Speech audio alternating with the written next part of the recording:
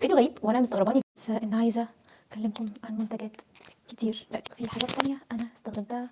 ايه اللي دخل ده هنا؟ اخر بهدله بجد. النوت دي استحملتني فتره انا ما كنتش مستحمله نفسي فيها. عايزين السكين كير روتين بتاعي، وانا البشره اصلا لو بطنت كانت شتمتني. اقعد افك العبكه يعني اللي انا بعملها في نفسي دي. ليه الانسان ما يسهلهاش على نفسه بجد؟ والله اي حاجات كتير عاملاها او مش كتير مش عارفه، بس خلونا نبدا الفيديو ونتكلم في الموضوع ده بتاع النهارده. يلا بينا.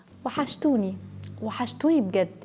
يعني انا حاسه ان انا غيبه طويله عنكم، والنوم عندي مش متظبط، والقهوه مش نافعه، والشاي مش نافعين، وشكلي بقى وحش بجد. يعني انا شكلي بقى وحش قصاد نفسي. اللي هو انت هتلتزم امتى؟ يعني ان شاء الله هيجي يوم وهلتزم، بس خلينا متفقين ان يعني هناخد 5 جد دلوقتي ونخلص اللي ورانا ونتكلم معاكم ونشوف احنا عايزين اصلا نتكلم في ايه. فخلونا نبدا فيديو النهارده. الفتره اللي فاتت انا اتطلب مني حاجتين مهمين قوي: المنتجات اللي بستخدمها لبشرتي، والمنتجات اللي انا بستخدمها في الميك اب اللي بحطه يوميا. فعشان كده انا جايه النهارده وناويه ان انا اقول لكم المنتجات اللي انا بستخدمها لبشرتي وايه المنتجات اللي انا بستخدمها في الميك اب بتاعي. خلينا عارفين ان انا دلوقتي مش حاطه اي ميك اب، ولو متخيلين ان البشره بتاعتي صافيه وما فيهاش اي حاجه فده هيبقى تخيلات ناتجه عن الكاميرا، لان انا بشرتي متبهدله. اكيد اللي بيقابلني في الواقع عارف ده، بس هي الكاميرا مش عارفه بتبين انسان حلو بزياده، وانا كده حلو، بس مش دي المشكله.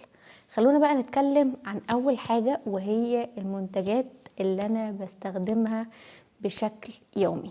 يلا بينا اكلمكم عن المنتجات دي. قبل ما اكلمكم عن المنتجات دي، اول حاجه عايزاكم تبقوا عارفينها ان المنتجات دي كلها عندي بقالها فتره. فلو في حاجه من الحاجات اللي انا بستخدمها انتوا عارفين انها مقاطعه، فانا مش عارفه، فانتوا قولوا لي في الكومنتات ان الحاجه دي مقاطعه. تمام.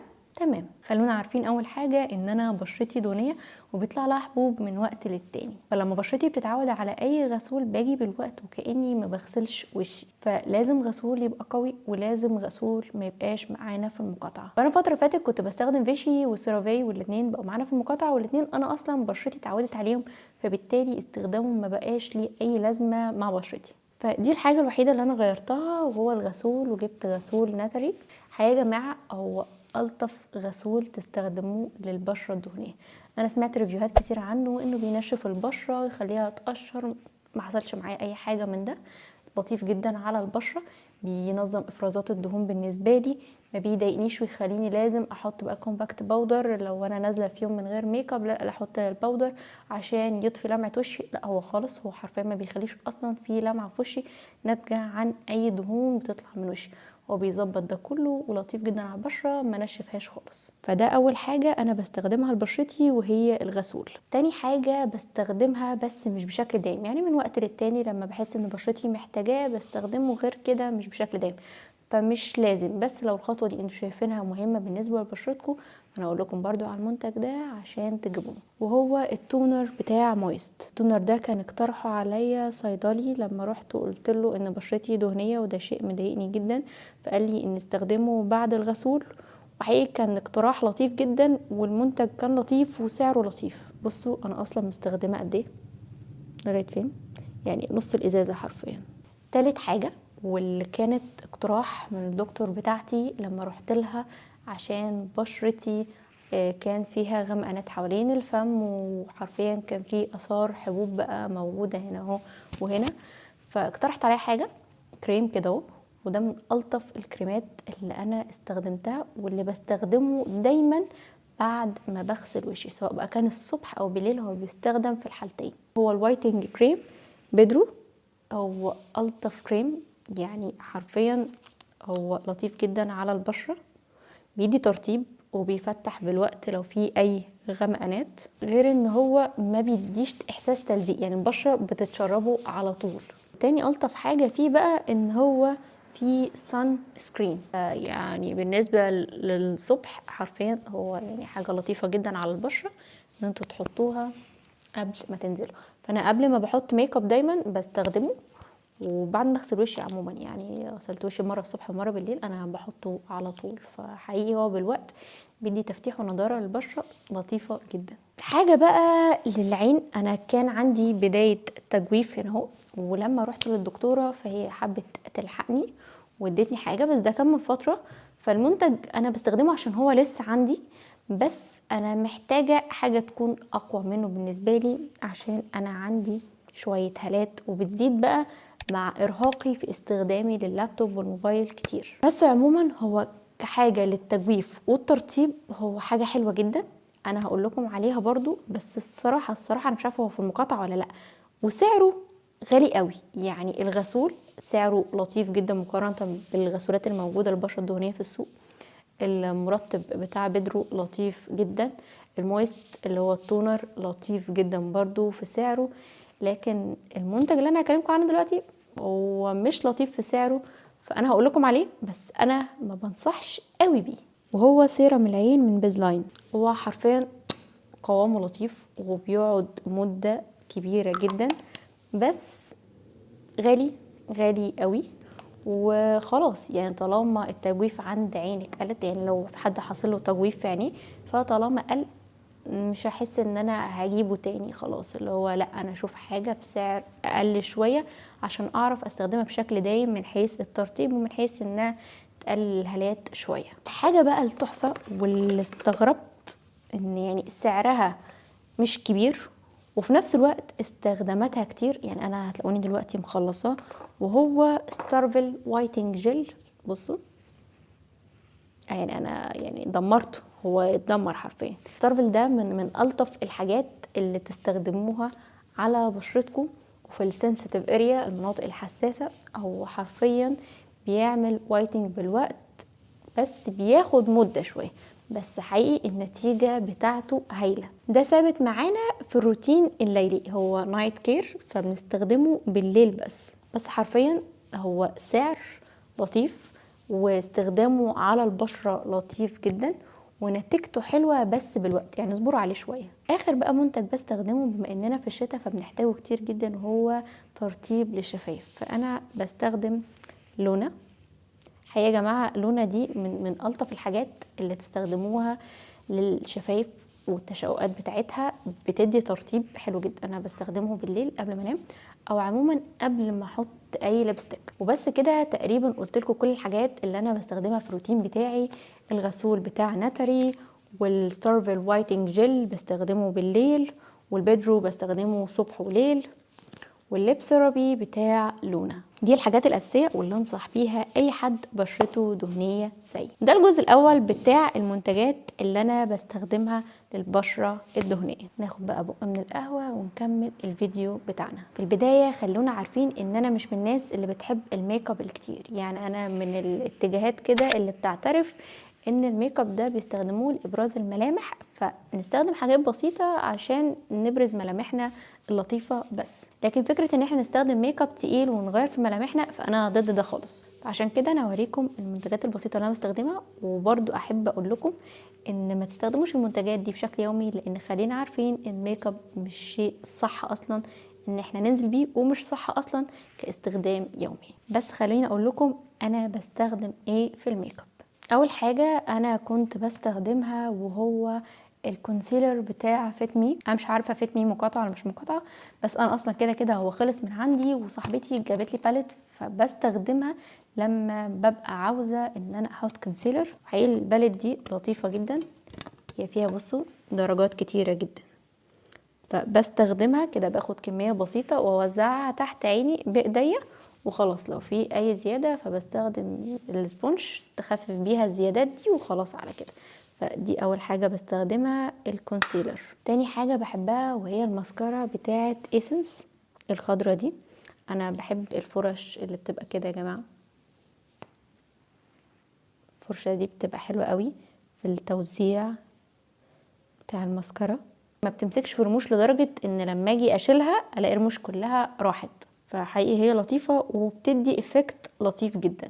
نيجي بقى في البلاشر. انا معايا حاجتين بستخدمهم لو انا عايزه حاجه سريعه وتديني نتيجه لطيفه. فمعانا مايت سينما التنت ده بتاعها، الدرجه دي لطيفه قوي على البشره وتوزيعها لطيف سهل بسيط مش صعب. بس خلونا عارفين انها ما بتقعدش كتير، يعني بتتطاير بسرعه يعني. بس لو احنا نازلين مشوار بسرعه وعايزين نحط حاجه خفيفه على البشره فانا برشح المنتج ده بتاع مايت سينما. بالمناسبة الدرجة دي درجة 208. تاني حاجه بقى معايا باليت بلاشر فيها الوان كتيره، احنا عذرا على بهدلتها لان بستخدمها انا واختي.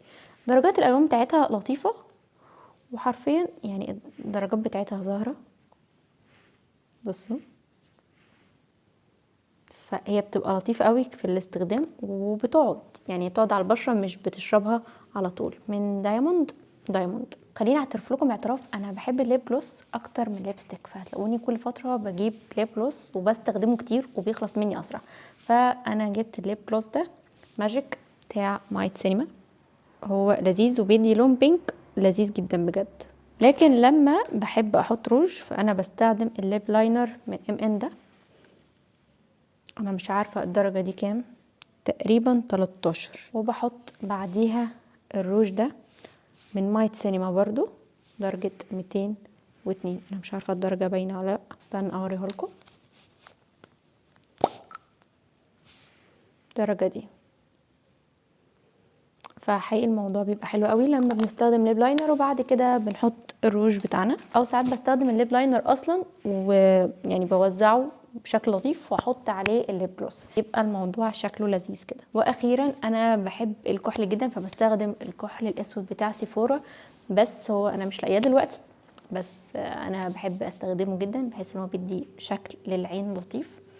وبكده ابقى خلصت كلامي عن المنتجات بتاعه البشره بتاعتي اللي بستخدمها والمنتجات اللي بستخدمها في الميك اب بتاعتي. تعالوا بقى اوريكم انا عملت شوبينج الفتره اللي فاتت وجبت كام حاجه، فتعالوا اوريكم الكام حاجه اللي انا جبتهم بقى وتقولوا لي رايكم. وهبقى البس الحاجات دي واوريها لكم على الانستجرام هناك، فاما البسها كده واتصور هناك تبقوا تطبلوا لي. يلا بينا اوريكم ايه الحاجات اللي انا جبتها. اول حاجه جبت هودي ودرجه انا بحبها جدا، استنى اوريه لكم. الهودي ده حقيقه يا جماعه انا بحب الهوديز جدا، ومن ساعه ما بقى اسمها هودي اصلا اسعارها بقت غريبه، بس ده كان سعره حلو قوي. وهنا حرفيا انا بجيب من ناس اسعارها والكواليتي بتاعتها بتبقى لطيفه وحلوه قوي. هو يبان كبير، يبان كبير بجد، بس هو مقاسه بالظبط. تاني حاجه بقى كان في بازار هنا في السويس من فتره في نادي الشرطه، انا مش عارفه البازار ده هيتعمل منه قريب ولا لا، بس كان لامم المحلات اللي انا بحب اجيب منها حاجات، او الاماكن عموما اللي انا بحب اروحها واجيب منها هدومي. ان شاء الله لما اتصور على انستجرام كده هحط لكم لينكات الاماكن دي عموما، الفيديوهات بتاعتها. فتعالوا اوريكم انا جبت ايه من البازار ده. اول حاجه جبت الجاكيت ده. يا جماعه الجاكيت ده خامته لذيذه وناعمه قوي، انا اول مره اجيب الجاكيت بالشكل ده، بس يعني لطيف. ودي الطرحه بتاعته، اظن ان انتوا شفتوا لي صوره بيه على الانستجرام. بس اي كان الجاكيت لطيف، واول مره اجيب جاكيت زي كده. انا ما كنتش بحب الجواكت يعني، دي معلومه، بس دلوقتي بقيت بحب البس جواكت او البس حاجات تكون مختلفه ما لبستهاش قبل كده. تاني حاجه بقى جبتها من البازار واللي طلعت عيني عبال ما لقيت مقاسي منها، هو البلطو. هو ترند السنه دي، بس حرفيا تفاصيله عجبتني قوي. بصوا حلو ازاي، ولونه حلو، والكواليتي بتاعته حلوه، وسعره احلى. فبتمنى كده ان انا اعمل له ستايلنج واتصور بيه صور حلوه يعني، او الاقي ناس تصورني، عشان انا ما بلاقيش حد يصورني بالسهل. بقالي فتره عايزه اجيب بناطيل، وعايزه اجيب درجه بنطلون تكون مختلفه ما جبتهاش قبل كده، فجبت البنطلون ده من البازار. الدرجه دي مش عندي الجينزات، بصوا عجبني فيه الحته دي موجوده من تحت كده، فلطيفه يعني انا اتبسطت منها. فكان سعره حلو وشكله حلو ودرجته حلوه ومش عندي، فدي اكتر حاجه بسطتني. واخر حاجه جبتها بقى من البازار، انا كنت عايزه اطلبها من شيئا، بس يعني لسه هستنى بقى شهر وبتاع، فكنتش لاقياها هنا بالسهل، بس فعليا انا لقيتها خلاص. النضاره دي يا جماعه انا كنت بدور عليها كتير بجد، يعني انا بجد مبسوطه ان انا لقيتها. يعني عسوله قوي، عسوله وبتدي شكل مختلف لللبس، والشكل اللي هو ايه ده، انا مبسوطه بيها. قولوا لي شكلي حلو بيها ولا لا. وبكده نبقى خلصنا الفيديو بتاع النهارده. بتمنى تكونوا اتبسطتوا معايا، وريتكم المنتجات اللي بستخدمها لبشرتي، ووريتكم الحاجات اللي انا اشتريتها الفتره اللي فاتت، والمنتجات اللي بستخدمها في الميك اب بتاعي. فيديو غريب وانا مستغرباني لاني ما اتكلمتش معاكم قبل كده في الحاجات دي، او لما كنت بتكلم معاكم ما كنتش ببقى مركزه قوي ان الفيديو كله محتواه عن الحاجات دي. بس بتمنى تكونوا اتبسطتوا معايا. الفيديو ده انتوا كنتوا طالبينه وانا عملته لكم، واشوفكم على خير في فيديو جديد. وبتمنى ما تنسوش الاشتراك وانكم تعملوا لايك. باي باي.